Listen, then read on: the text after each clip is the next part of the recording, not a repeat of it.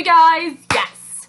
I'm Janelle, and today we're going to be learning about the fallacies of inductive reasoning.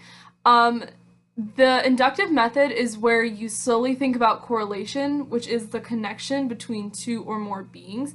This is an application of concepts where we inference the best explanation for an occurrence and try to find the better understanding for the outcome. This inductive reasoning, however, has fallacies that make this method very flawed. Finding a better hypothesis, model, theory, explanation in light of evidence can lead to this fast thinking. Now, the method of difference is where you compare multiple experimental setups and attempt to avoid biasness, as that becomes very complicated and hard for people to do. However, the method of agreement effect is associated with a cause. Say we have an experiment where we compare a Grammarly.com website and then autocorrect in order to fix an essay. Now we compare the times in which Grammarly, autocorrect take to fix the same essay, and then we compare them together. Now we see that Grammarly took, say, 13 hours, autocorrect took 5 hours, and then both of them together took 13. Now we see the flawed component, which is Grammarly.com, as it kind of just led to a bigger time versus autocorrect on its own. The fallacies of correlation is another story, however, as it looks upon the past and present therefores. For the present therefore, it's with that, therefore because of that, it looks at what's causing it currently, whereas the past is after that, therefore because of that. You chose an effect and then think about something preceding it, which is what caused it, basically. And then you have the fallacy of hasty generalization, which is either too small or just too specific, because you can't, it's almost under the same thing as stereotyping. A biased generalization is where you are overly confident about how much a bias or a sample makes up a conclusion.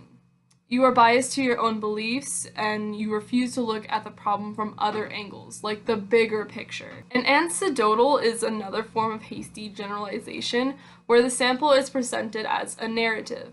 You would be using a vague description to make an over or underestimated probability.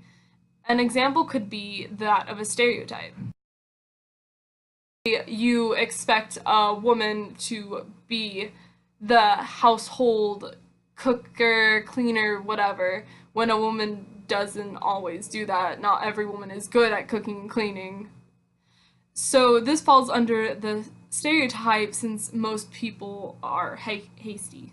Now, self-selection is another example, as this leads to a form of biasness as people choose whether they want to be in the control or experimental group, and forms of values and morals come into play as a person chooses what side to be on. A slanted question is where there is pressure to answer in a certain way. It's formalized so that you would follow society's rules versus your own opinions and your own rules. An example of this could be the topic of murder. You kill a murderer, does that make you worse than the murderer, or does that make you justified? It's one of those things where it's very controversial and you just don't have the right answer to, but society gears you to believe in one way. We must apply these methods of critical thinking in order to see a message of, say, an advertisement. What are they trying to get us to buy? What is their goal? And why is that their goal? To slow down our process of thinking, we should use the power of our mind to analyze the causal factors of an occurrence. Say someone tripped in front of you, and you help them back up. They just assume, oh, it's because I'm clumsy. Well, is it really because they're clumsy? You should analyze where they were standing, How fast were they going? Were their shoes untied? Just looking at the bigger picture instead of just falling back on assumptions. Oh, I'm clumsy, therefore I am always tripping and I'm always falling and it's always my fault that I'm falling. When it could be a crack in the sidewalk or it could be that their shoes untied, something like that.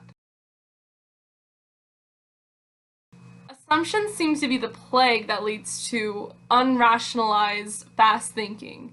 These speedy thoughts lead to the possibility of stereotypes, which is a very, very bad social inductive method.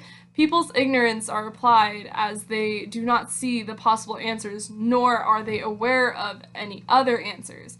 This ties back to biasry and how deadly it is in our society.